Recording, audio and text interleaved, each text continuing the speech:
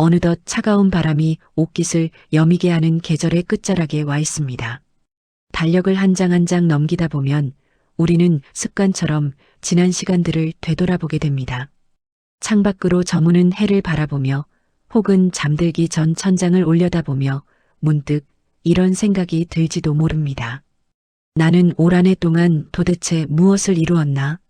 남들은 저만치 앞서가며 화려한 결실을 맺는 것 같은데 나만 제자리 걸음을 한 것은 아닌지, 계획했던 일들은 흐지부지되고 후회만 가득한 것은 아닌지 마음 한구석이 서늘해지기도 합니다.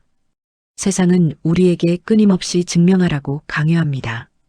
더 높이 올라가야 하고, 더 많이 가져야 하고, 더 빠르게 달려야 한다고 말입니다. 그래서 우리는 잠시 멈춰서서 숨을 고르는 것조차 죄책감을 느끼며 스스로를 채찍질해 왔을지도 모릅니다. 하지만 오늘 이 시간만큼은 세상의 시끄러운 기준을 잠시 내려놓고 오직 당신의 내면에 귀를 기울여 보셨으면 합니다. 부처님께서는 삶 그 자체가 고해, 즉 고통의 바다라고 말씀하셨습니다. 끝없이 밀려오는 파도처럼 삶의 시련은 예고 없이 찾아오고 우리는 그 거친 물살 위에서 중심을 잡으려 안간힘을 쓰며 살아갑니다. 그러니 눈에 보이는 성취가 없다고 해서, 손에 쥔 것이 적다고 해서 당신의 1년이 무의미했던 것은 결코 아닙니다. 보이지 않는 곳에서 당신은 수많은 밤을 걱정으로 지새웠고 포기하고 싶은 순간에도 다시 신발끈을 고쳐 메었으며 남들이 모르는 눈물을 삼키며 오늘까지 걸어왔습니다. 화려한 꽃을 피우지 못했다고 해서 나무가 자라지 않은 것은 아닙니다. 모진 비바람과 뜨거운 태양을 견디며 뿌리는 더 깊어졌고 가지는 더 단단해졌습니다. 당신 또한 그렇습니다. 아무 일도 일어나지 않은 것처럼 보일지라도 당신은 그 모든 시간을 온몸으로 통과해 왔습니다. 무너질 것 같은 마음을 다잡고 아픈 관계를 견디고 불확실한 미래 앞에서도 도망치지 않고 하루하루를 살아낸 것. 그것은 기적에 가까운 일입니다. 우리는 흔히 잘한 일이라고 하면 대단한 성공이나 변화를 떠올리지만 진정한 위대함은 평범한 일상을 지켜내는 끈기에 있습니다. 부처님의 지혜를 빌려 당신에게 전하고 싶은 말은 단 한 가지입니다. 당신이 올해 가장 잘한 일은 그 어떤 성취보다도 모진 세상의 풍파 속에서 자신을 놓지 않고 끝까지 버텨낸 것입니다. 지금부터 이어질 15가지의 이야기는 지난 1년 동안 치열하게 버텨온 당신의 고단한 어깨를 토닥이고 다가올 날들을 살아갈 단단한 마음의 힘을 전하는 위로의 편지입니다. 부디 편안한 마음으로 이 소리에 기대어 지친 마음을 쉬게 하십시오. 당신은 이미 충분히 애썼고 지금 그 자리에 존재하는 것만으로도 귀한 사람입니다. 이 영상이 치열했던 당신의 한 해에 작은 쉼표가 되길 바랍니다. 앞으로 이어질 지혜의 이야기들이 당신의 마음에 닿을 수 있도록 구독과 좋아요로 마음을 모아주세요. 오늘 밤 당신의 평안을 기원합니다. 많은 사람들이 삶이라는 단어 앞에서 희망과 설렘보다는 무거움을 먼저 느낍니다. 아침에 눈을 뜨면 마주해야 하는 현실의 무게, 해결되지 않은 채 쌓여만 가는 걱정들, 그리고 내가 어찌할 수 없는 인간관계의 갈등 속에서 우리는 자주 숨이 턱 끝까지 차오름을 느낍니다. 때로는 도망치고 싶고 때로는 모든 것을 놓아버리고 싶다는 생각이 드는 것은 당신이 약해서가 아닙니다. 삶의 본질이 원래 그러하기 때문입니다. 부처님께서는 이 세상을 사바세계라고 부르셨습니다. 사바세계란 참고 견뎌야만 살 수 있는 세상이라는 뜻입니다. 우리가 살아가는 이곳은 본래 뜻대로 되지 않는 일들이 파도처럼 밀려오는 곳이며 그 속에서 고통을 감내하며 살아가는 것이 인간의 숙명이라는 것입니다. 우리는 흔히 행복을 아무런 문제도 없는 상태라고 착각하곤 합니다. 그래서 힘든 일이 닥치면 왜 나에게만 이런 일이 일어날까 하며 스스로를 비난하거나 운명을 원망합니다. 하지만 고통이 없는 삶은 없습니다. 살아있다는 것은 곧 무언가를 끊임없이 감당해내야 한다는 의미와 같습니다. 올 한 해 당신은 참 많은 것을 감당해왔습니다. 남들에게는 차마 말하지 못한 소가리를 하면서도 겉으로는 아무렇지 않은 척 웃어 보였을 테고 무너질 것 같은 마음을 다잡으며 출근길에 올랐을 것입니다. 밥을 먹고 잠을 자고 사람들을 만나는 평범한 일상조차 때로는 엄청난 에너지를 쏟아부어야만 유지되는 투쟁이었을지도 모릅니다. 그런데 세상은 그러한 당신의 노력을 당연한 것으로 치부해버립니다. 특별한 성과를 내지 못하면, 남들보다 앞서가지 못하면 그저 시간을 흘려보낸 것처럼 깎아내리기도 합니다. 하지만 부처님의 가르침에 비추어 볼 때 당신의 지난 1년은 결코 헛되지 않았습니다. 불교에는 인육이라는 말이 있습니다. 온갖 모욕과 번뇌를 참고 견딘다는 뜻인데, 이는 깨달음으로 가는 6가지 수행 방법 중 하나로 꼽힐 만큼 중요한 덕목입니다. 산속에 들어가 면벽 수행을 하는 것만이 도를 닦는 것이 아닙니다. 매일 반복되는 지루한 일상을 도망치지 않고 지켜내는 것, 꼴 보기 싫은 사람과 부대끼면서도 화를 다스리려 노력하는 것, 불안한 미래 앞에서도 오늘 해야 할 일을 묵묵히 해내는 것. 이 모든 과정이 바로 인육이며 치열한 수행입니다. 우리는 버틴다는 말을 부정적으로 쓰곤 합니다. 어쩔 수 없이 끌려가는 수동적인 태도라고 생각하기 쉽습니다. 그러나 버티는 것은 나약한 것이 아닙니다. 오히려 가장 강인한 생명력을 가진 존재만이 끝까지 버틸 수 있습니다. 겨울산을 보십시오. 앙상 한 가지만 남은 나무들이 죽은 듯 서 있지만 그들은 매서운 추위 속에서 생명을 포기하지 않고 묵묵히 버티고 있습니다. 그 버팀이 있기에 봄이 오면 다시 꽃을 피울 수 있는 것입니다. 만약 나무가 춥다고 힘들다고 그 자리를 떠나버린다면 숲은 존재할 수 없을 것입니다. 당신도 마찬가지입니다. 올 한 해 당신이 포기하지 않고 자리를 지켰기에 당신의 가정이, 당신의 일터가, 그리고 당신의 세상이 유지될 수 있었습니다. 화려한 성공 신화만이 박수받을 일은 아닙니다. 폭풍우가 몰아치는 바다 한가운데서 배가 뒤집히지 않도록 길을 꽉 잡고 있었던 그 안간힘, 그 자체가 위대함입니다. 당신이 오래 보여준 그 끈기는 그 어떤 금은 보화보다 값진 마음의 근육을 만들어냈습니다. 그러니 스스로를 과소평가하지 마십시오. 나는 올해 아무것도 한 게 없어라고 말하지 마십시오. 당신은 살아남았습니다. 수많은 유혹과 시련 그리고 자기 비하의 목소리와 싸우며 끝내 이 자리에 서 있습니다. 이것은 기적 같은 일입니다. 당신이 견뎌온 그 모든 시간은 이미 당신의 영혼을 더 깊고 넓게 만들었습니다. 지금 당장 눈앞에 보이는 보상이 없더라도 당신은 내면의 전쟁에서 승리한 것입니다. 삶은 속도가 아니라 방향이며 성취가 아니라 태도입니다. 주어진 고통을 피하지 않고 정면으로 마주하며 묵묵히 걸어온 당신의 발자국, 그것이 바로 수행자의 걸음이었습니다. 한 해를 마무리하는 시점에 서면 우리는 자연스럽게 지나온 발자국을 뒤돌아보게 됩니다. 그런데 이상하게도 잘한 일보다는 아쉬웠던 일, 실수했던 순간들이 유독 선명하게 떠오르곤 합니다. 그때 내가 왜 그랬을까?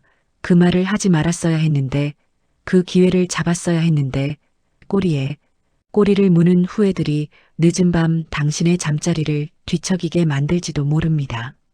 마치 되감기 버튼을 계속 누르듯 이미 끝나버린 장면을 머릿속에서 반복 재생하며 괴로워하는 것, 그것이 우리네 마음의 습관입니다. 하지만 부처님께서는 지나간 과거를 쫓지 말고 오지 않은 미래를 바라지 말라고 하셨습니다. 과거는 이미 흘러가 버린 물과 같아서 아무리 애를 써도 주워 담을 수 없습니다.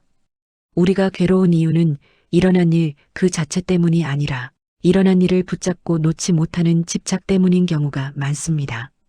이미 떠난 버스를 바라보며 발을 동동 구른다 한들 버스는 돌아오지 않습니다. 남는 것은 지쳐버린 내 마음과 현재의 시간을 갉아먹는 고통뿐입니다. 후회는 마음속에 뜨거운 숯덩이를 쥐고 있는 것과 같습니다.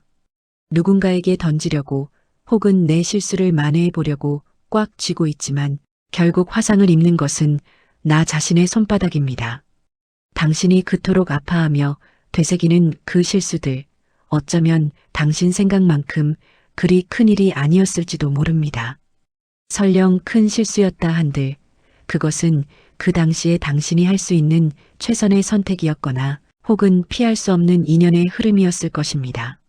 그때의 당신은 지금보다 조금 더 서툴렀고 조금 더 여렸으며 상황을 다 알지 못했습니다.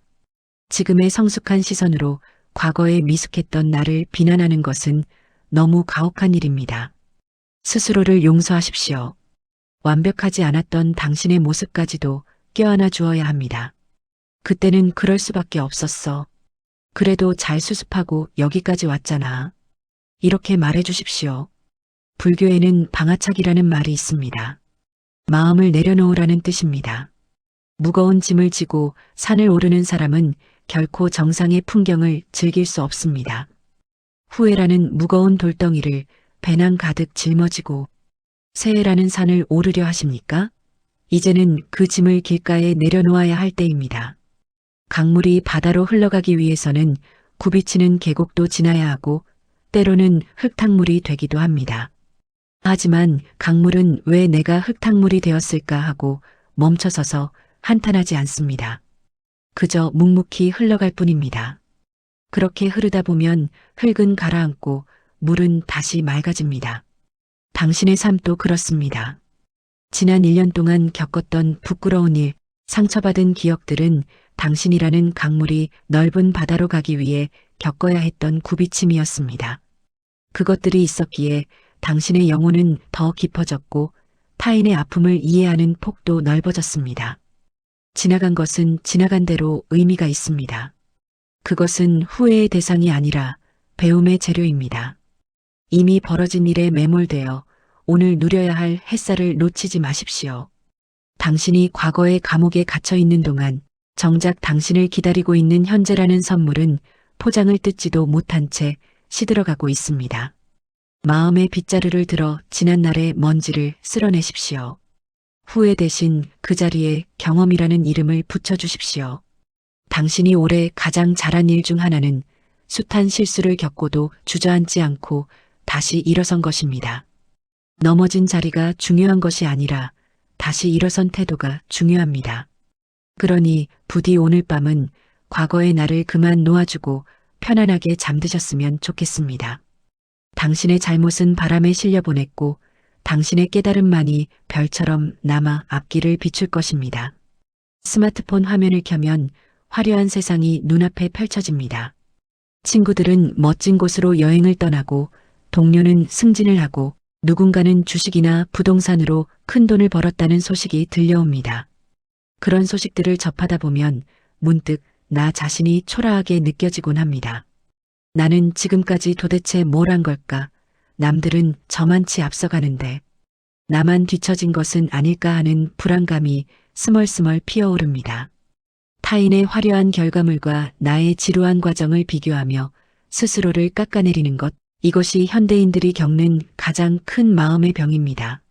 하지만 부처님께서는 남의 잘못을 보지 말고 남이 하고 안 하고를 보지 말라.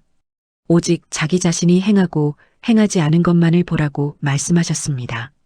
타인의 삶은 타인의 업과 인연에 따라 흘러가는 것이고 나의 삶은 나의 인연에 따라 흘러가는 것입니다.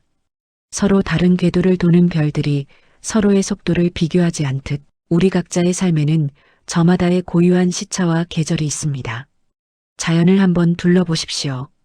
봄에 가장 먼저 피어나는 매화가 가을에 피는 국화를 부러워하던가요? 혹은 늦게 피는 국화가 일찍 피는 매화를 시기하여 조급해하던가요? 꽃들은 저마다 자신이 피어나야 할 가장 완벽한 시기를 알고 있습니다. 매화는 매화의 시간이 있고 국화는 국화의 시간이 있을 뿐입니다. 만약 가을에 피어야 할 꽃이 남들을 따라 봄에 억지로 꽃망울을 터뜨리려 한다면 그 꽃은 채 피지도 못하고 시들고 말 것입니다. 당신의 인생도 마찬가지입니다. 누군가는 20대에 꽃을 피우기도 하고 누군가는 50대가 되어서야 비로소 향기를 뿜어내기도 합니다. 지금 당장 성과가 보이지 않는다고 해서 당신이 실패한 것이 아닙니다. 당신은 지금 뿌리를 내리고 줄기를 틔우며 당신만의 계절을 준비하고 있는 중입니다. 남들의 속도에 맞춰 억지로 뛰어가려 하지 마십시오. 내 호흡을 잃고 남의 걸음을 흉내 내다 보면 결국 제풀에 지쳐 쓰러지게 됩니다.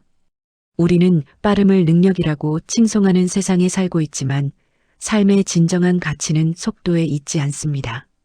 빠르게 달리는 차 안에서는 길가에 핀 작은 들꽃을 볼 수 없지만 천천히 걷는 사람은 바람의 냄새를 맡고 풍경의 아름다움을 가슴에 담을 수 있습니다. 어쩌면 당신이 남들보다 조금 느리게 가고 있는 이유는 삶의 구석구석을 더 깊이 이해하고 더 많이 사랑하기 위해서인지도 모릅니다. 느리게 걷는 걸음만이 남길 수 있는 깊은 발자국이 있습니다. 올 한 해 남들과 비교하며 조급해했던 마음이 있다면 이제 그만 내려놓으십시오. 당신의 속도는 틀리지 않았습니다. 당신은 당신의 속도대로 아주 잘 가고 있습니다. 남들이 비행기를 타고 간다고 해서 내가 걸어가는 이 길이 잘못된 것은 아닙니다. 비행기를 탄 사람은 구름만 보겠지만 걷는 당신은 산과 강과 사람을 만나며 누구보다 풍요로운 여행을 하고 있는 셈입니다.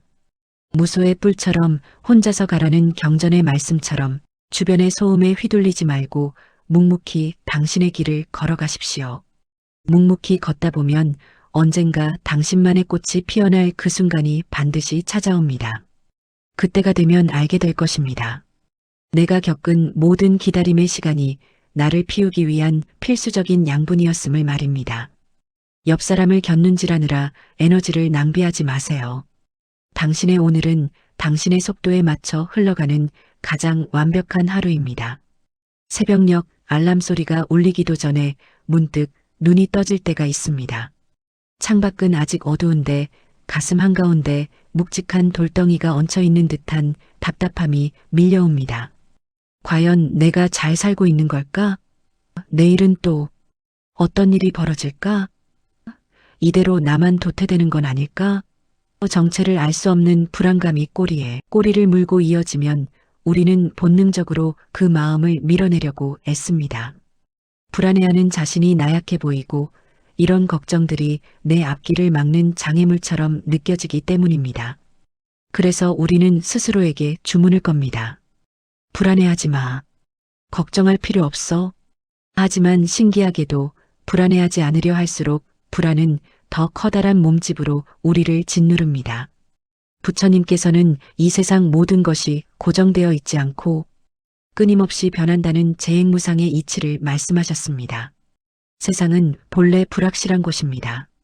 한치 앞을 알 수 없는 것이 삶의 본질이기에 그 속을 살아가는 우리가 불안을 느끼는 것은 지극히 당연한 생존 반응입니다. 불안은 당신이 못나서 느끼는 감정이 아닙니다. 오히려 당신이 지금 치열하게 살아가고 있다는 생생한 증거입니다. 죽어 있는 것은 걱정하지 않습니다. 더 나은 삶을 살고 싶다는 열망, 내 삶을 책임지고 싶다는 간절함이 있기에 불안이라는 감정이 찾아오는 것입니다. 망망대해를 항해하는 배를 떠올려 보십시오. 나침반의 바늘은 북쪽을 가리키기 위해 끊임없이 흔들립니다. 만약 바늘이 흔들리지 않고 고정되어 있다면 그 나침반은 고장난 것입니다. 당신의 마음이 흔들리고 있다는 것은 당신이 지금 올바른 방향을 찾기 위해 애쓰고 있다는 뜻입니다. 불안은 당신을 괴롭히기 위해 찾아온 불청객이 아니라 당신이 길을 잃지 않도록 깨어있게 만드는 알람과도 같습니다. 올 한 해 당신이 느꼈던 그 수많은 두려움들은 역설적이게도 당신이 그만큼 당신의 인생을 사랑했다는 방증입니다. 그러니 이제 불안과 싸우지 마십시오.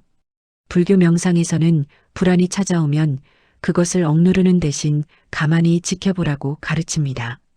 아, 내 마음속에 불안이라는 손님이 찾아왔구나 하고 알아차리는 것입니다. 거센 파도가 칠 때 억지로 파도를 잠재우려 하면 오히려 물을 먹게 되지만 몸에 힘을 빼고 파도에 몸을 맡기면 물 위에 뜰 수 있습니다. 두려운 마음이 들 때 그 마음을 적대시하지 말고 부드럽게 안아주십시오. 그래, 미래가 보이지 않으니 무서운 게 당연해. 내가 잘하고 싶어서 그렇구나. 하고 다독여 주십시오. 어둠은 빛이 있어야만 존재합니다. 당신 안에 불안이라는 그림자가 있다는 것은 반대편에 희망이라는 빛이 비치고 있다는 뜻이기도 합니다. 올 한 해 당신은 그 막막한 어둠 속에서도 한 걸음씩 발을 떼어 여기까지 왔습니다. 두려움이 없어서 용기 있는 것이 아니라 두려움에도 불구하고 계속 나아가는 것이 진정한 용기입니다. 당신은 이미 충분히 용감했습니다. 내일 무슨 일이 일어날지 알 수 없기에 삶은 불안하지만 바로 그 알 수 없음 때문에 삶은 무한한 가능성을 품고 있습니다. 지금 느끼는 그 불안함을 설렘이라는 단어로 살짝 바꿔보는 건 어떨까요? 익숙한 곳을 떠나 낯선 여행지로 떠날 때 느끼는 감정은 두려움인 동시에 설렘입니다. 내일이라는 미지의 여행지 앞에서 떨고 있는 당신, 그 떨림은 살아있는 자만이 누릴 수 있는 특권입니다. 오늘 밤은 불안한 당신의 마음을 뜯어고치려 하지 말고 있는 그대로 허락해 주십시오. 떨리는 나침반 바늘이 결국엔 정확한 방향을 찾아내듯 당신의 불안도 결국 당신을 가장 안전한 곳으로 안내할 것입니다. 지금 잠시 하던 일을 멈추고 주먹을 있는 힘껏 꽉 쥐어 보십시오. 손톱이 손바닥을 파고들고 손등에 핏줄이 서며 팔 전체가 뻣뻣하게 긴장되는 것이 느껴질 것입니다. 그 상태로 얼마나 버틸 수 있을까요? 1분만 지나도 손이 저려오고 통증이 느껴질 것입니다. 무언가를 강하게 붙잡고 있다는 것은 이토록 많은 에너지를 소모하는 일이며 결국에는 나 자신에게 고통을 주는 행위입니다. 그런데 우리는 마음속에서 하루 종일, 아니 1년 내내 주먹을 꽉 쥐고 살아갑니다. 내 뜻대로 되어야 한다는 생각, 절대 잃어선 안 된다는 불안, 용서할 수 없다는 미움을 꽉 움켜쥔 채 말입니다. 원숭이를 잡는 사냥꾼의 이야기를 들어보셨을 겁니다. 사냥꾼은 입구가 좁은 호리병 안에 맛있는 열매를 넣어둡니다.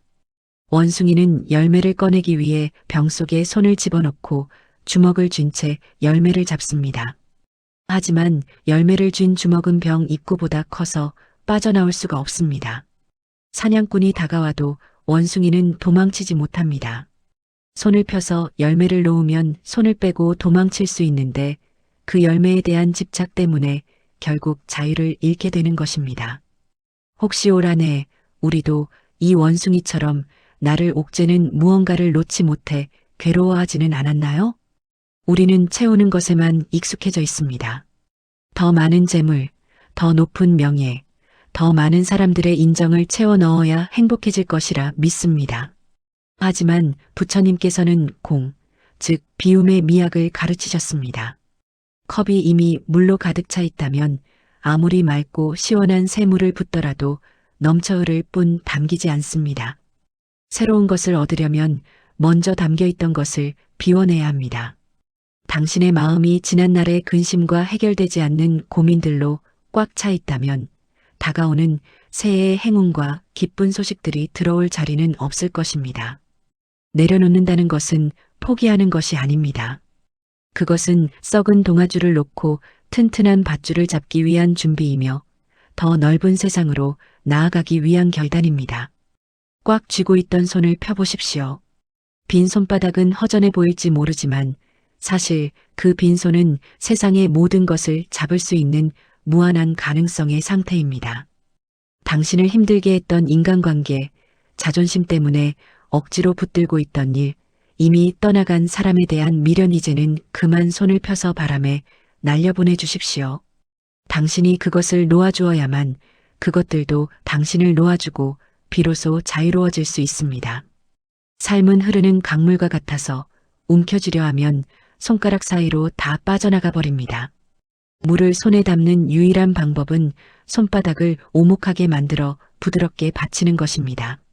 삶도 억지로 통제하려 들기보다 그저 다가오는 대로 받아들이고 흘려보내는 유연함이 필요합니다.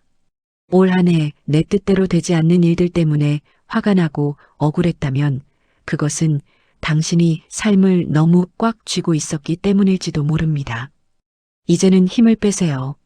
수영을 할 때 몸에 힘을 빼야 물에 뜨는 것처럼 인생의 파도 위에서도 힘을 뺄 때 비로소 편안하게 흘러갈 수 있습니다.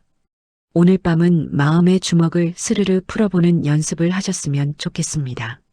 깊은 숨을 들이마시고 내쉬며 나를 괴롭히던 생각들을 하나씩 밖으로 내보내십시오. 나는 이제 놓아준다. 나는 자유롭다. 라고 마음속으로 되뇌어 보십시오. 비워진 그 공간에는 분명 더 따뜻하고 향기로운 것들이 채워질 것입니다. 당신이 쥔 것을 놓는 순간 당신은 비로소 모든 것을 얻을 준비가 된 것입니다. 우리가 살아가는 세상에서 가장 힘든 것을 꼽으라면 아마도 사람일 것입니다. 몸이 힘든 건 하룻밤 푹 자고 나면 풀리지만 사람에게 받은 상처는 시간이 지나도 쉽게 아물지 않습니다. 올 한 해를 돌아볼 때 떠올리는 것만으로도 가슴이 답답해지고 화가 치밀어 오르는 사람이 한 명쯤은 있을지 모릅니다. 믿었던 사람의 배신, 무례한 말 한마디, 혹은 나를 억울하게 만든 누군가의 행동 때문에 당신은 수많은 밤을 분노로 지새웠을 것입니다. 도대체 나한테 왜 그랬을까? 절대 용서할 수 없어라고 되뇌며 미움의 날을 세우느라 당신의 마음은 너덜너덜해졌을지도 모릅니다. 하지만 부처님께서는 분노를 마음에 품고 있는 것은 남에게 던지려고 뜨거운 석탄을 손에 쥐고 있는 것과 같다. 화상을 입는 것은 결국 나 자신이다라고 말씀하셨습니다. 우리는 상대를 벌하기 위해 미워한다고 생각하지만 사실 그 미움이라는 불길에 가장 먼저 그리고 가장 오랫동안 타들어가는 것은 바로 나 자신의 마음입니다. 내가 그 사람을 미워하느라 밥을 못 먹고 잠을 못 자고 일상을 망치는 동안 정작 나에게 상처 준 그 사람은 다리 뻗고 편안하게 자고 있을지도 모릅니다. 이것이야말로 정말 억울한 일이 아닐까요? 누군가를 미워하는 데에는 엄청난 에너지가 듭니다. 사랑하는 데 써야 할 귀한 에너지를 싫어하는 사람을 생각하는데 낭비하고 있는 것입니다. 마치 내 마음이라는 소중한 집에 내가 가장 싫어하는 사람을 위한 방을 내어주고 매일 밥을 챙겨주는 꼴과 같습니다. 이제 그만 그 사람을 당신의 마음에서 내보내야 합니다. 여기서 용서라는 말을 오해하지 마십시오. 용서는 그 사람의 잘못을 덮어주거나 그 사람이 옳았다고 인정해주는 것이 아닙니다. 다시 예전처럼 잘 지내라는 강요도 아닙니다. 진정한 용서는 더 이상 당신이 내 삶에 영향을 미치도록 내버려 두지 않겠다는 선언입니다. 과거의 아픔에 묶여있는 사슬을 끊고 내 마음의 평화를 되찾아오는 행위입니다. 즉, 용서는 남을 위해서 하는 것이 아니라 오직 당신 자신을 살리기 위해 마셔야 하는 해독제입니다. 미움이 올라올 때 이렇게 생각해 보십시오. 저 사람은 내 인생의 조연일 뿐이다. 영화가 끝나면 악역 배우도 퇴장하듯이 당신의 인생이라는 영화에서 그 사람의 역할은 이미 끝났습니다. 이미 지나가 버린 인연 때문에 오늘 당신이 느껴야 할 행복을 놓치지 마십시오.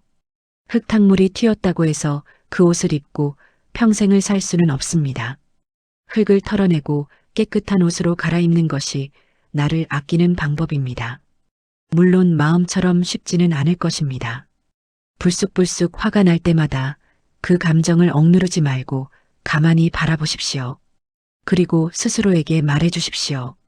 나는 저 사람보다 소중해. 내 평온을 저 사람에게 뺏기지 않을 거야. 당신이 그를 마음에서 놓아버리는 순간 비로소 당신은 그 지긋지긋한 감옥에서 걸어 나올 수 있습니다. 올 한 해 사람 때문에 흘린 눈물과 삭혀야 했던 분노가 있다면 이제는 훌훌 털어버리십시오. 당신은 상처받기 위해 태어난 사람이 아니라 사랑받고 행복하기 위해 태어난 사람입니다. 당신을 아프게 한 사람은 그들의 업보대로 살아가게 두고 당신은 당신의 꽃길을 걸어가십시오. 당신의 마음은 미움을 담아두기엔 너무나 고귀하고 아름다운 그릇입니다. 하루 일과를 마치고 텅 빈 방에 들어설 때 혹은 시끌벅적한 모임 속에 있어도 문득 나만 겉도는 것 같을 때 우리는 사무치는 외로움을 느낍니다. 연락처 목록을 위아래로 훑어봐도 딱히 마음 편하게 전화할 곳이 없고 세상에 나 혼자만 남겨진 듯한 쓸쓸함이 밀려오면 마음은 춥고 시려옵니다. 그래서 우리는 그 침묵을 견디지 못해 텔레비전을 켜거나 습관적으로 스마트폰을 들여다보며 타인의 소음으로 나의 빈 공간을 채우려 애씁니다. 외로움을 마치 내가 사랑받지 못하고 있다는 증거이거나 빨리 벗어나야 할 질병처럼 여기기 때문입니다. 하지만 부처님께서는 수행자들에게 무소의 뿔처럼 혼자서 가라고 하셨습니다. 이는 단순히 사람을 피하라는 뜻이 아닙니다. 타인에게 의존하지 말고 독립적인 주체로서 홀로 서라는 가르침입니다. 불교에서는 외로움과 고독을 구분합니다. 외로움이 혼자 있는 고통이라면 고독은 혼자 있는 즐거움입니다. 타인과의 단절에서 오는 것이 외로움이라면 고독은 나 자신과의 진정한 연결입니다. 올 한 해 당신이 유난히 외로웠다면 그것은 세상이 당신을 따돌린 것이 아니라 당신의 영혼이 이제는 나와 대화하고 싶다고 신호를 보낸 것일지도 모릅니다. 흙탕물이 맑아지려면 가만히 두어 찌꺼기가 가라앉을 시간을 주어야 합니다. 쉴 새 없이 휘저으면 물은 영원히 흐린 상태로 남습니다. 우리 마음도 그렇습니다. 사람들 틈에 섞여 끊임없이 말하고 듣고 신경 쓰는 동안 내 마음은 흙탕물처럼 혼탁해져 있습니다. 내가 진짜 원하는 것이 무엇인지, 내 마음이 어디가 아픈지 들여다볼 겨를이 없습니다. 당신에게 찾아온 그 외로움의 시간은 바로 그 혼탁한 마음을 가만히 가라앉히고 본래의 맑은 나를 만날 수 있는 유일한 기회입니다. 타인의 인정이나 관심으로 채워진 자존감은 모래성과 같습니다. 누군가 칭찬해주면 올라갔다가 관심이 사라지면 순식간에 무너져 버립니다. 하지만 고독 속에서 스스로 단단해진 마음은 쉽게 흔들리지 않습니다. 당신은 타인의 위로가 필요한 것이 아니라 스스로를 위로할 힘이 필요한 것입니다. 올 한 해 홀로 견뎌낸 시간들이 많았다면 당신은 그만큼 내면의 뿌리를 깊게 내린 것입니다. 아무도 알아주지 않는 밤을 지새우며 당신은 스스로의 가장 친한 벗이 되어가는 과정을 겪었습니다. 이제는 혼자 있는 시간을 두려워하지 마십시오. 빈방의 정막을 소음으로 채우지 말고 그 고요함을 온전히 즐겨보십시오. 차 한 잔을 마시더라도 그 향을 온전히 느끼고 창밖의 바람 소리에 귀를 기울여 보십시오. 외부로 향했던 시선을 내부로 돌릴 때 비로소 우리는 나라는 우주를 만나게 됩니다. 나는 왜 혼자일까라고 한탄하는 대신 나는 지금 나를 만나는 중이다라고 생각해 보세요. 세상 그 누구도 끝까지 내 곁에 있어줄 수는 없지만 나 자신만은 마지막 순간까지 나와 함께할 유일한 동반자입니다. 당신이 올해 가장 잘한 일 중 하나는 그 쓸쓸한 외로움의 시간을 도망치지 않고 견뎌낸 것입니다. 그 시간 동안 당신은 남에게 기대지 않고도 홀로 서는 법을 배웠습니다. 고독은 형벌이 아니라 선물입니다. 시끄러운 세상에서 잠시 물러나 오직 나에게만 집중할 수 있는 그 귀한 시간을 사랑하십시오. 혼자여서 외로운 것이 아니라 혼자일 수 있어서 자유로운 것입니다. 당신의 고독은 밤하늘에 홀로 떠서 빛나는 달처럼 맑고 고고한 아름다움을 지니고 있습니다. 우리는 늘 무언가가 부족하다고 느낍니다. 통장 잔고가 부족하고 시간이 부족하고 능력이 부족하고 사랑이 부족하다고 생각합니다. 그래서 올 한 해도 그 부족함을 채우기 위해 쉼없이 달렸습니다. 더 좋은 차, 더 넓은 집, 더 높은 지위를 얻으면 행복해질 것이라 믿으며 마치 목마른 사람이 물을 찾듯 밖에서 행복의 조건을 찾아 헤맸습니다. 그런데 이상한 일입니다. 간절히 원하던 것을 손에 넣었을 때의 기쁨은 잠시뿐, 며칠이 지나면 또다시 다른 것이 눈에 들어오고 마음은 다시 허기지기 시작합니다. 마치 구멍난 독에 물을 붓는 것처럼 채워도 채워지지 않는 갈증, 그것이 바로 욕심의 본질입니다. 부처님께서는 만족할 줄 아는 사람은 땅바닥에 누워 있어도 편안하고 즐겁지만 만족할 줄 모르는 사람은 천상에 있어도 그 뜻에 흡족하지 않다고 말씀하셨습니다. 이를 지족, 즉 족함을 아는 지혜라고 합니다. 우리가 불행한 이유는 가진 것이 적어서가 아니라 가진 것에 만족하지 못하고 갖지 못한 것을 바라보기 때문입니다. 99개를 가진 사람이 100개를 채우지 못해 괴로워하는 동안 하나를 가진 사람은 그 하나를 소중히 여기며 미소 짓습니다. 과연 누가 더 부유한 사람일까요? 행복의 크기는 소유의 크기가 아니라 감사의 크기에 비례합니다. 현대사회는 우리에게 결핍을 마케팅합니다. 이것만 있으면 당신은 더 멋져질 거야. 저것을 사야만 당신은 뒤처지지 않아 라고 끊임없이 속삭이며 우리의 불안과 욕망을 자극합니다. 그 속삭임에 넘어가 우리는 내 삶에 이미 존재하는 수많은 축복들을 잊고 삽니다. 아침에 눈을 뜰 수 있는 건강, 따뜻한 밥 한 끼를 먹을 수 있는 평온, 나를 걱정해주는 가족의 안부 전화 같은 것들은 너무나 당연하게 여겨져 감사의 대상조차 되지 못합니다. 하지만 이 모든 당연한 것들이 사라지는 순간 우리는 비로소 그것이 기적이었음을 깨닫게 됩니다. 올 한 해 당신이 불행하다고 느꼈다면 그것은 당신의 삶이 비참해서가 아니라 당신의 시선이 없는 것에 머물러 있었기 때문일지도 모릅니다. 행복은 저 멀리 있는 파랑새가 아닙니다. 지금 당신이 앉아 있는 그 자리, 당신이 숨쉬고 있는 이 순간에 이미 와 있습니다. 다만 욕심이라는 먼지가 쌓여 보이지 않았을 뿐입니다. 마음의 눈을 뜨고 찬찬히 주위를 둘러보십시오. 따스한 햇살, 시원한 바람, 길가에 핀 꽃 한 송이까지 세상은 당신에게 대가 없이 주어지는 선물들로 가득 차 있습니다. 이제는 더 많이라는 구호를 내려놓고 이만하면 충분해라는 주문을 외워볼 때입니다.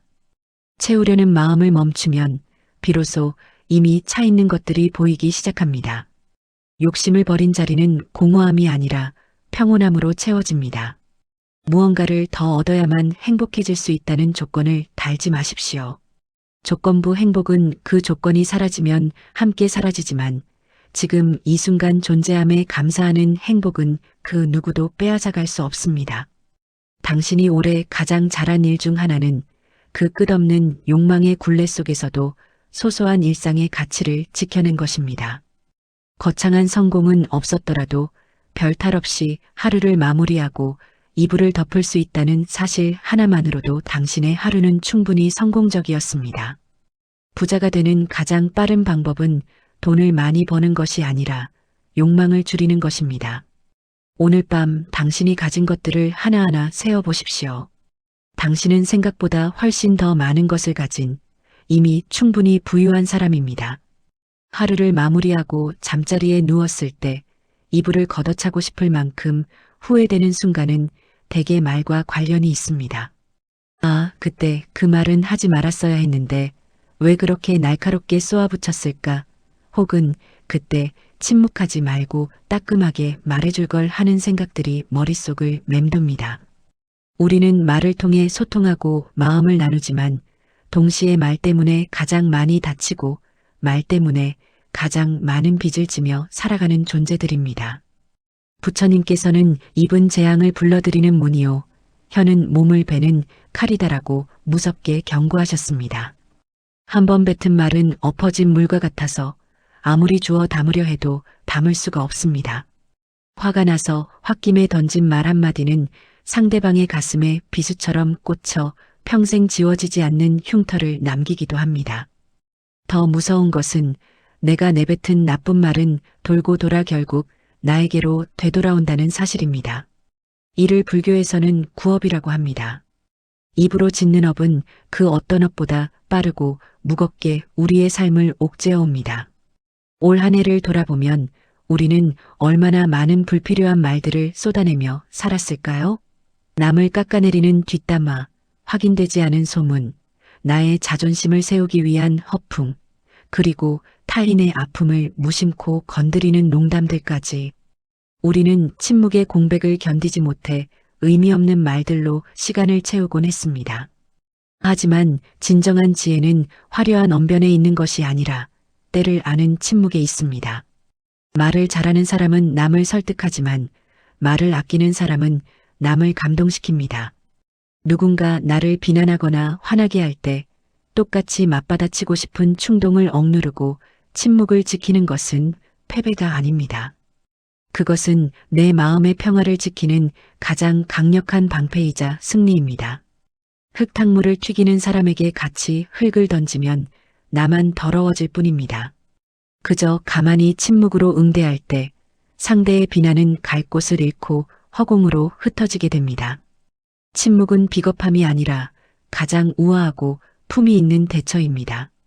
또한 우리는 사랑하는 사람들에게 유독 함부로 말하는 경향이 있습니다. 가깝다는 이유로, 편하다는 핑계로 날 선 감정을 여과 없이 드러내곤 합니다. 하지만 가까운 사이일수록 말의 예의가 더욱 필요합니다. 고마워, 미안해, 고생했어 같은 따뜻한 말 한마디는 돈이 들지 않지만 그 가치는 값을 매길 수 없습니다.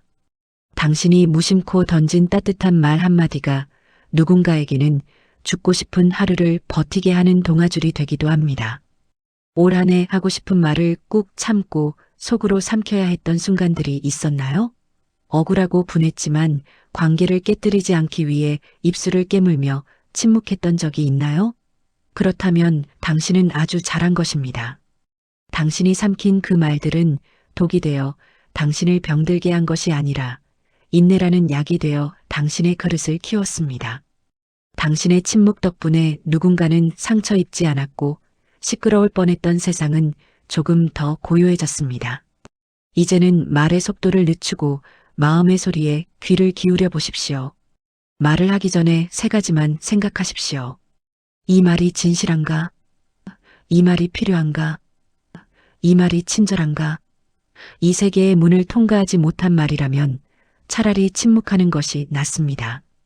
당신이 올해 가장 잘한 일 중 하나는 쏟아내고 싶은 비난을 참고 침묵을 선택한 그 순간들입니다. 입을 닫으면 귀가 열리고 귀가 열리면 마음이 열립니다. 다가오는 새해에는 화려한 말보다는 깊은 침묵으로, 날카로운 지적보다는 따뜻한 미소로 당신의 언어를 채워가시길 바랍니다. 당신의 정제된 언어는 향기가 되어 세상 널리 퍼져나갈 것입니다. 우리의 마음을 가장 시리게 하는 것은 아마도 사람의 빈자리일 것입니다. 영원할 것 같았던 친구가 어느 순간 남보다 못한 사이가 되어 멀어지고, 사랑했던 연인이 등을 돌리고 믿고 의지했던 동료가 곁을 떠나갈 때 우리는 깊은 상실감을 느낍니다. 내가 뭘 잘못한 걸까? 어떻게 변할 수가 있지 하며 스스로를 자책하기도 하고 상대를 원망하기도 합니다. 올 한 해 소중했던 인연이 끊어지거나 멀어진 경험이 있다면 당신의 마음 한구석에는 여전히 찬바람이 불고 있을지도 모릅니다. 하지만 부처님께서는 만나는 자는 반드시 헤어지게 마련이다라는 회자정리의 가르침을 주셨습니다. 이것은 단순히 허무주의를 말하는 것이 아닙니다. 세상 만물은 끊임없이 변하고 흐르기 때문에 인간관계 또한 영원히 고정될 수 없다는 진리를 일깨워주는 말입니다. 인연이란 흐르는 구름과 같고 스쳐 지나가는 바람과 같습니다. 구름이 모였다가 흩어지는 것이 자연스러운 이치이듯 사람이 만나고 헤어지는 것 또한 거스를 수 없는 삶의 순리입니다. 우리가 괴로운 이유는 그 자연스러운 이별을 받아들이지 못하고 영혼을 고집하기 때문입니다. 봄이 가면 여름이 오고 여름이 가면 가을이 와야 합니다. 만약 봄이 떠나는 것이 싫다고 붙잡고 늘어진다면 결실의 계절인 가을은 결코 오지 않을 것입니다. 사람과의 인연도 계절과 같습니다. 어떤 사람은 내 인생의 봄 시절에 찾아와 따스함을 주고 떠나고, 어떤 사람은 겨울 같은 시련을 주어 나를 단단하게 만들고 떠납니다. 그들은 각자의 역할과 시간이 닿으면 자신의 길로 떠나가는 것입니다. 올해 당신의 곁을 떠난 사람이 있다면 그것은 그 사람과의 인연의 유통기한이 다했기 때문입니다. 당신이 부족해서도 아니고 그 사람이 나빠서도 아닙니다. 그저 함께해야 할 시간이 거기까지였을 뿐입니다. 떠나는 사람을 억지로 붙잡으려 하지 마십시오. 이미 마음이 떠난 사람을 몸만 붙잡아두는 것은 서로에게 지옥을 선사하는 것과 같습니다.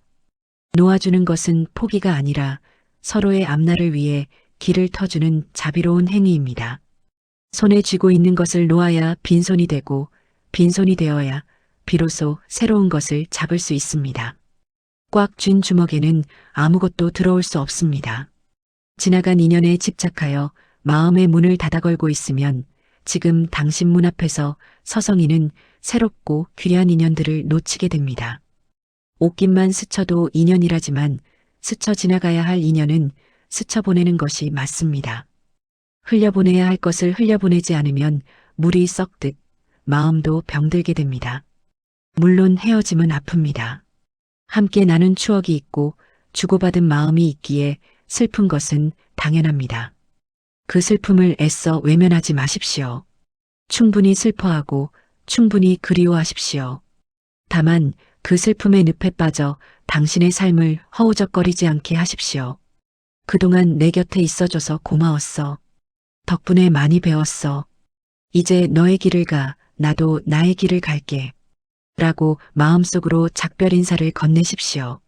아름다운 마무리는 아름다운 시작을 부릅니다.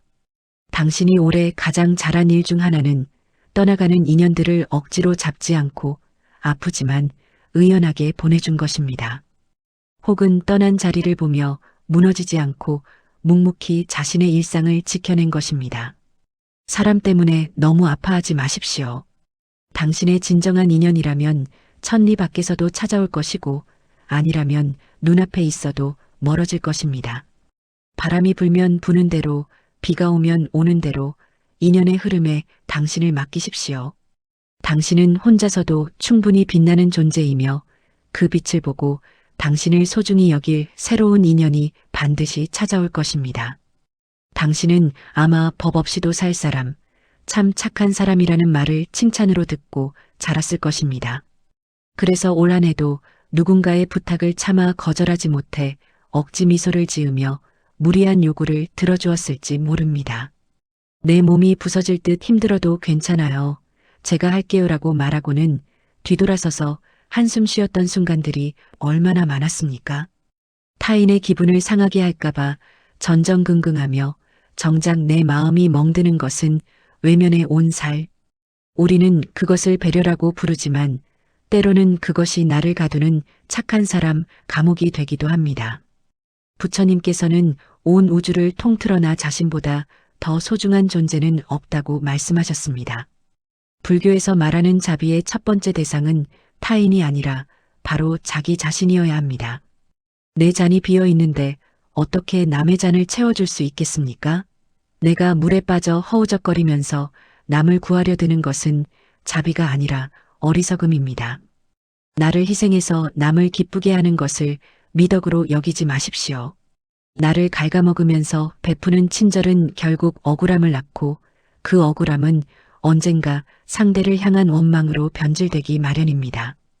우리는 남에게는 그토록 관대하면서 유독 자신에게는 가혹한 잣대를 들이댑니다. 남이 실수하면 그럴 수도 있지라고 위로하면서 내가 실수하면 바보같이 왜 그랬어라며 비난합니다. 남이 아프면 죽을 쑤어다 바치며 걱정하면서 내가 아프면 이 정도는 참아야지 하며 무시합니다. 이제 그 가학적인 태도를 멈춰야 합니다. 당신이 남의 눈치를 보는 에너지의 절반만이라도 자신을 돌보는데 쓴다면 당신의 삶은 훨씬 더 행복하고 단단해질 것입니다. 거절하는 것을 두려워하지 마십시오. 아니요, 지금은 힘들 것 같습니다라고 말하는 것은 이기적인 것이 아니라 내 삶의 경계를 지키는 건강한 행동입니다. 당신이 거절했다고 해서 떠나갈 사람이라면 그 관계는 애초에 당신의 희생 위에서만 유지되던 가짜 관계일 뿐입니다. 진정으로 당신을 아끼는 사람은 당신의 노 또한 존중해 줄 것입니다. 남에게 좋은 사람이 되려고 애쓰기보다 나 자신에게 솔직한 사람이 되는 것이 먼저입니다. 모든 사람에게 사랑받을 수는 없습니다. 그리고 그럴 필요도 없습니다. 올 한 해 당신이 남들의 기대에 맞추느라 지쳤다면 이제는 당신의 기대를 들어줄 차례입니다. 맛있는 음식이 있으면 가장 먼저 당신의 입에 넣어 주십시오. 좋은 옷이 있으면 아끼지 말고 당신에게 입혀주십시오. 힘들면 힘들다고 말하고 쉬고 싶으면 당당하게 쉬십시오. 타인의 시선은 잠시 꺼두고 내 마음이 보내는 신호에 가장 민감하게 반응해 주어야 합니다. 내가 나를 귀하게 여겨야 세상도 나를 귀하게 대접합니다. 내가 나를 함부로 대하면 세상도 나를 함부로 대하게 됩니다. 이것은 우주의 법칙입니다. 착한 사람이 되려 하지 말고 지혜로운 사람이 되십시오. 지혜로운 사람은 나를 해치면서까지 남을 돕지 않습니다. 촛불은 제 몸을 태워 빛을 내지만 심지까지 다 타버리면 더 이상 빛을 낼 수 없습니다. 당신이라는 심지가 온전해야 세상을 밝힐 빛도 낼 수 있는 것입니다.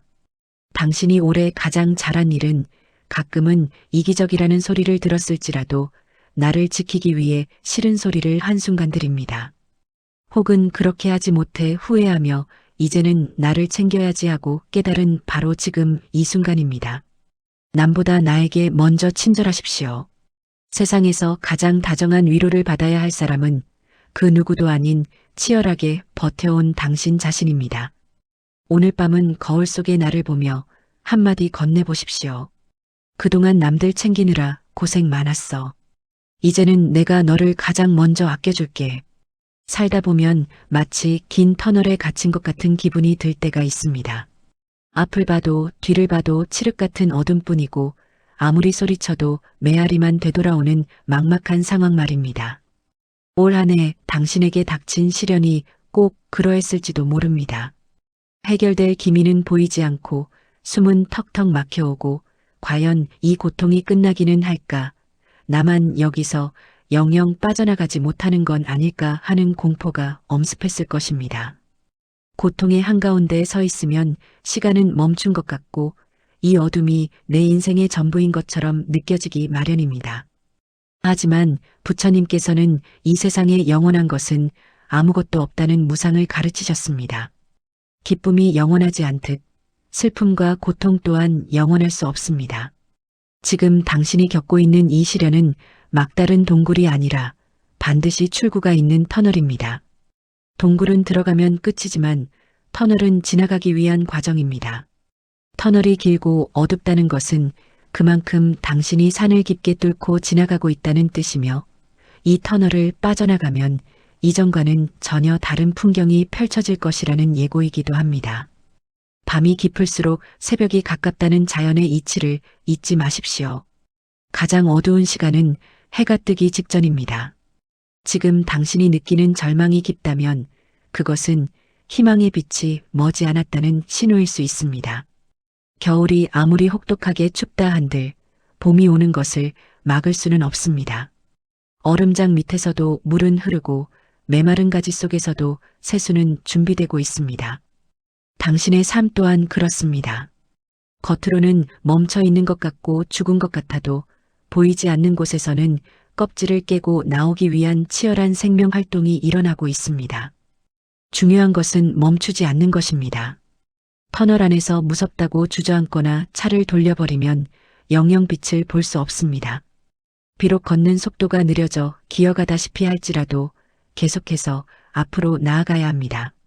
그저 하루하루를 버티는 것, 오늘 해야 할 일을 묵묵히 해내는 것, 그것이 바로 터널을 지나가는 방법입니다. 당신이 숨쉬고 밥을 먹고 잠을 자는 그 평범한 일상이 실은 어둠을 뚫고 빛을 향해 걸어가는 위대한 발걸음입니다. 때로는 이 또한 지나가리라는 말이 야속하게 들릴 수도 있습니다. 당장 아파 죽겠는데 시간이 약이라는 말은 위로가 되지 않을 때가 많으니까요. 하지만 지나고 나면 알게 됩니다. 그때는 죽을 것 같았던 일들도 세월이라는 강물에 씻겨 무뎌지고 추억이라는 이름으로 남게 된다는 것을요. 10년 전 당신을 괴롭혔던 고민이 지금은 기억조차 나지 않듯 지금 당신을 잠 못 들게 하는 이 고민도 언젠가는 그땐 그랬지 하며 웃으며 이야기할 날이 반드시 옵니다. 그러니 미리 겁먹고 포기하지 마십시오.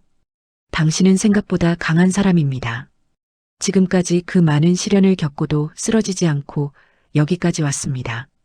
터널의 어둠은 당신을 해치기 위한 것이 아니라 당신의 눈을 더 맑게 하고 당신의 마음을 더 깊게 만들기 위한 배경일 뿐입니다.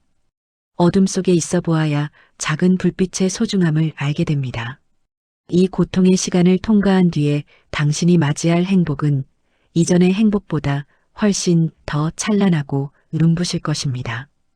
당신이 올해 가장 잘한 일은 끝이 보이지 않는 그 막막함 속에서도 희망의 끈을 놓지 않은 것입니다. 출구가 보이지 않는다고 해서 출구가 없는 것은 아닙니다. 단지 굽이진 길 때문에 잠시 가려져 있을 뿐입니다. 조금만 더 힘을 내십시오. 한 걸음만 더, 또 한 걸음만 더 떼어 보십시오. 저 모퉁이만 돌면 쏟아지는 빛이 당신을 기다리고 있습니다. 당신은 지금 출구를 향해 아주 잘 걸어가고 있습니다. 우리는 행복을 이야기할 때 흔히 대박을 꿈꿉니다. 복권에 당첨되거나 주식이 폭등하거나 꿈에 그리던 이상형을 만나는 것과 같은 드라마틱한 사건을 행복이라고 정의합니다. 그래서 그런 일이 일어나지 않는 평범한 일상은 지루하고 무의미하다고 느끼며 언제쯤 나에게도 행복이 찾아올까 하고 한숨을 쉽니다. 행복을 저 먼 산 꼭대기에 있는 희귀한 약초처럼 여기기에 산을 오르는 내내 발밑에 핀 아름다운 들꽃들은 거들떠보지도 않는 것입니다. 하지만 부처님께서는 밥 먹을 때는 온전히 밥만 먹고 잠잘 때는 온전히 잠만 자라고 하셨습니다. 이는 지금 이 순간 내 눈앞에 있는 평범한 행위에 깃든 기쁨을 온전히 느끼라는 가르침입니다. 진정한 행복은 강도 인텐서티가 아니라 빈도 프리퀀시에 달려 있습니다. 어쩌다 한번 찾아오는 100점짜리 거대한 행복을 기다리며 99일을 불행하게 사는 것보다 매일매일 찾아오는 1점짜리 소소한 기쁨을 100번 느끼며 사는 사람이 훨씬 더 행복한 사람입니다. 가만히 올 한 해를 되감아 보십시오. 당신을 미소 짓게 했던 순간들은 의외로 거창한 일들이 아니었을 것입니다.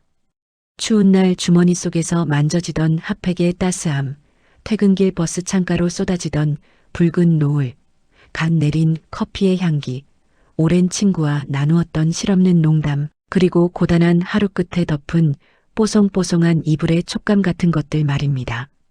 이 작고 사소한 순간들이 모여 당신의 삶을 지탱해 온 진짜 행복이었습니다. 우리는 이것을 너무나 당연하게 여겨 행복이라 부르지 않았을 뿐입니다. 행운을 뜻하는 네잎 클로버를 찾기 위해 수많은 세잎 클로버를 짓밟아 본 적이 있으신가요? 세잎 클로버의 꽃말은 행복입니다. 우리는 어쩌면 오지 않을 행운을 찾느라 이미 우리 곁에 널려있는 수천 개의 행복을 짓밟고 있었는지도 모릅니다. 기적은 물 위를 걷는 것이 아니라 땅 위를 걷는 것입니다.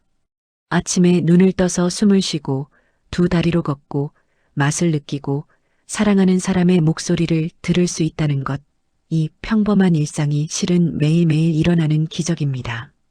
병상에 누워있는 누군가에게는 당신의 오늘이 그토록 간절히 바라는 기적의 하루일 수 있습니다. 행복은 쟁취하는 것이 아니라 발견하는 것입니다. 보물찾기 하듯 내 하루 곳곳에 숨겨진 보석들을 찾아내는 눈을 가져야 합니다. 행복은 멀리 파랑새를 찾아 떠나는 모험이 아니라 내 집 뒷마당에 있는 파랑새를 알아보는 지혜입니다. 오늘 먹은 점심이 맛있었다면 그것이 행복이고 길가에 핀 꽃이 예뻐서 잠시 걸음을 멈췄다면 그것이 행복입니다. 조건 없이 주어지는 이 햇살과 바람을 공짜라고 해서 가볍게 여기지 마십시오. 가장 귀한 것은 돈으로 살 수 없는 것들입니다. 올 한 해 당신이 무탈하게 지내왔다면 그것만으로도 당신은 엄청난 복을 누린 것입니다. 별일 없는 하루가 가장 별 볼 일 있는 하루입니다. 큰 불행이 없었음에 감사하고 작게나마 웃을 일이 있었음에 감사하십시오. 감사는 행복을 부르는 주문과도 같아서 작은 것에 감사하면 감사할 일이 눈덩이처럼 불어납니다. 당신이 올해 가장 잘한 일 중 하나는 팍팍한 삶 속에서도 소소한 즐거움을 잃지 않은 것입니다. 맛있는 것을 먹으며 행복해하고 좋은 노래를 들으며 흥얼거렸던 그 순간들이 당신을 살게 했습니다. 거창한 미래를 위해 오늘을 희생하지 마십시오. 당신의 인생은 언젠가가 아니라 지금 행복해야 합니다. 오늘 당신이 느낀 작은 기쁨 하나가 내일을 살아갈 가장 큰 동력이 될 것입니다. 달력의 마지막 장을 넘길 때면 우리는 을에 한숨을 섞어 말하곤 합니다. 아, 이렇게 또 한 살을 먹는구나. 거울 속에 비친 내 얼굴에서 늘어난 잔주름을 발견하거나 예전 같지 않은 체력을 실감할 때면 마음 한구석이 서늘해집니다. 젊음은 점점 멀어지고 남은 것은 늙고 병들어가는 일뿐이라는 생각에 우울감이 찾아오기도 합니다.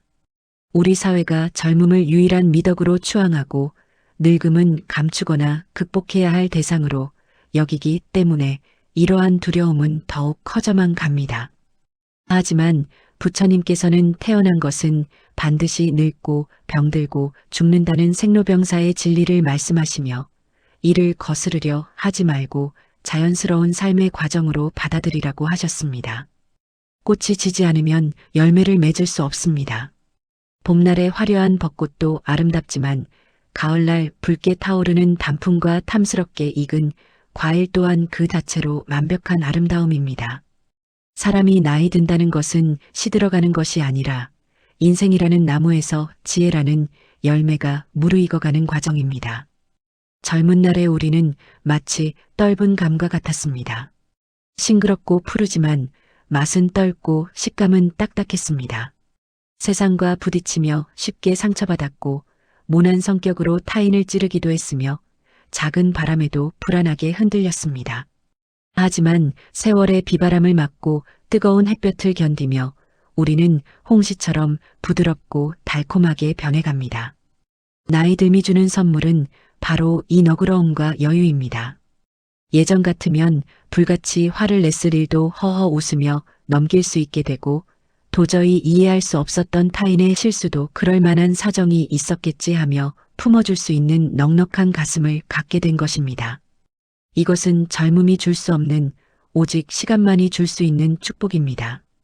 눈이 침침해진 것은 멀리 있는 것보다 내 내면을 더 자세히 들여다보라는 뜻이고 귀가 어두워진 것은 세상의 소란스러운 소음보다 마음의 소리에 집중하라는 뜻일지도 모릅니다.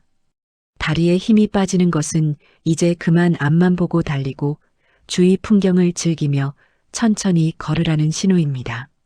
육체의 기능이 조금 떨어진다고 해서 당신의 존재 가치가 떨어지는 것은 결코 아닙니다. 오히려 당신의 영혼은 그 어느 때보다 깊고 투명해지고 있습니다. 올 한 해 흰머리가 늘었다고 슬퍼하지 마십시오. 그 흰머리 하나하나에는 당신이 치열하게 살아낸 삶의 역사가 기록되어 있습니다. 얼굴의 주름은 부끄러운 흉터가 아니라 모진 풍파를 견디며 가정을 지키고 자신을 지켜낸 훈장과도 같습니다. 늙어가는 것을 부끄러워하는 것은 마치 가을이 봄을 질투하는 것과 같습니다. 가을은 봄이 흉내낼 수 없는 깊은 색과 향기를 지니고 있습니다. 당신도 그렇습니다. 지금의 당신은 젊은 날의 당신보다 훨씬 더 지혜롭고 훨씬 더 그윽한 향기를 뿜어내고 있습니다. 유행가 가사처럼 우리는 늙어가는 것이 아니라 조금씩 익어가는 것입니다. 설익은 과일은 억지로 따면 맛이 없지만 잘 익은 과일은 저절로 떨어져 달콤함을 줍니다. 당신의 삶도 이제 억지스러움을 내려놓고 순리대로 흘러가는 편안함에 도달하고 있습니다. 젊음에 대한 미련을 놓아버리면 그 빈자리에 노년의 품위가 들어찹니다. 당신이 올해 가장 잘한 일 중 하나는 흐르는 세월을 거부하지 않고 그 시간의 무게를 온몸으로 받아들인 것입니다. 나이 듦을 두려워하지 말고 환대해 주십시오. 당신의 오늘은 어제보다 늙었을지 몰라도 어제보다 더 지혜롭고 더 아름답게 무르익었습니다. 당신이라는 작품은 시간이 지날수록 그 가치가 더해지는 명품입니다. 이제 긴 이야기의 끝자락에서 저는 감히 당신에게 가장 위대한 진실을 전하려 합니다. 우리는 늘 부처님을 저 높은 법당의 불상이나 경전 속에 계신 분이라고 생각하며 그 앞에서 나의 부족함을 고백하고 복을 빌어왔습니다. 하지만 부처님께서는 마지막 순간 제자들에게 이렇게 유언하셨습니다. 자등명 법등명, 즉 자기 자신을 등불로 삼고 진리를 등불로 삼으라는 뜻입니다.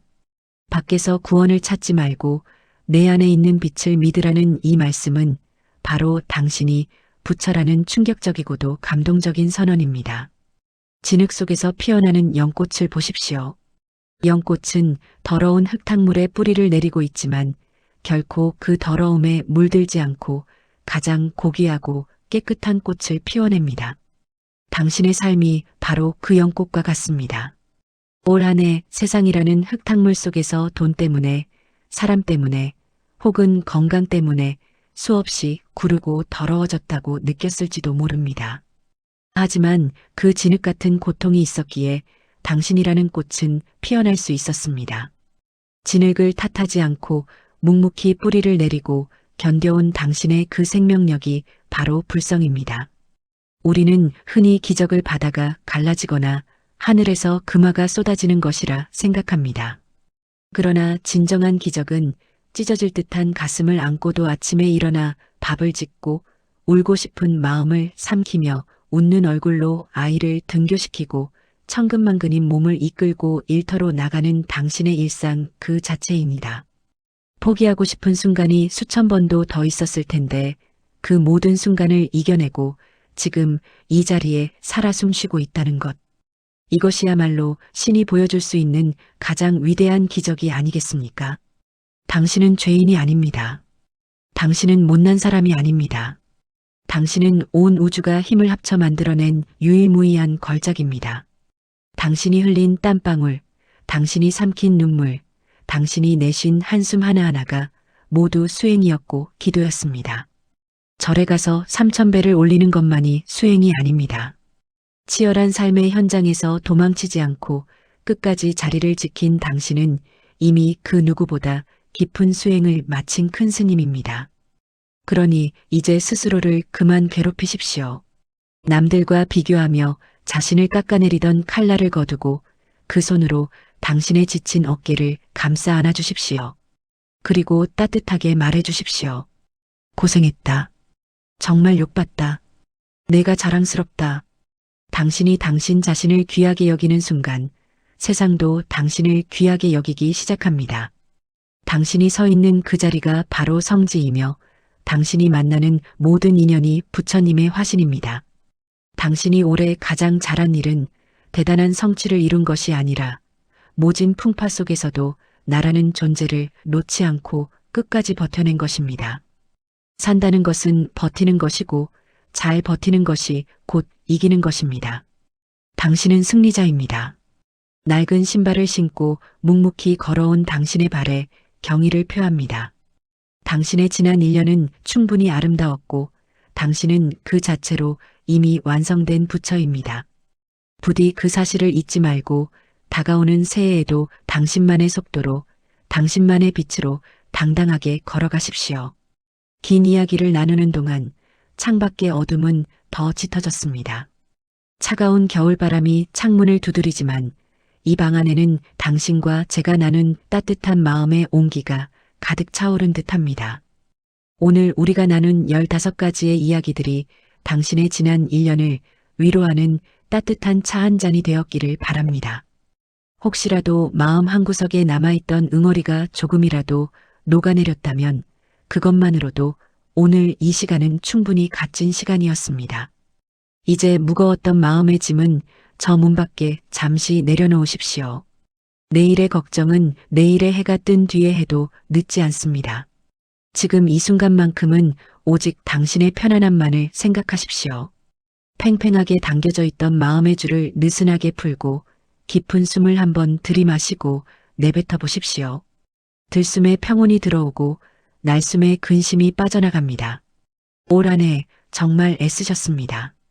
당신이 알지 못하는 순간에도 세상은 당신을 응원하고 있었고 보이지 않는 곳에서 당신을 위해 기도하는 마음들이 있었습니다. 저 또한 오늘 밤 당신의 깊은 잠과 평안을 위해 두 손을 모으겠습니다. 부디 오늘 밤은 아무런 꿈도 꾸지 말고 갓난아이처럼 깊고 달콤한 잠에 드시길 바랍니다. 당신은 소중한 사람입니다. 당신은 사랑받기 위해 태어난 사람입니다. 그리고 당신은 끝까지 버텨냄으로써 스스로를 증명한 위대한 사람입니다. 이 밤 당신의 머리맡에 부처님의 자비로운 미소가 달빛처럼 머물기를. 편안한 밤 되십시오. 당신의 모든 날들이 날마다 좋은 날이 되기를 기원합니다. 나무아미타 불. 오늘 들려드린 이 위로의 편지가 지친 당신의 마음에 작은 쉼터가 되었나요? 이 영상이 당신의 오늘 밤을 조금 더 따뜻하게 만들었다면 구독과 좋아요로 그 마음을 표현해 주세요. 여러분이 남겨주시는 댓글 하나하나는 제가 또 다른 지혜의 이야기를 짓는데 큰 힘이 됩니다. 소중한 분들에게 이 영상을 공유하여 따뜻한 위로를 함께 나누셔도 좋습니다. 저는 다음 영상에서 지친 당신을 안아줄 더 깊고 편안한 이야기로 찾아오겠습니다. 지금까지 성찰 이정원이었습니다. 감사합니다. 사랑합니다.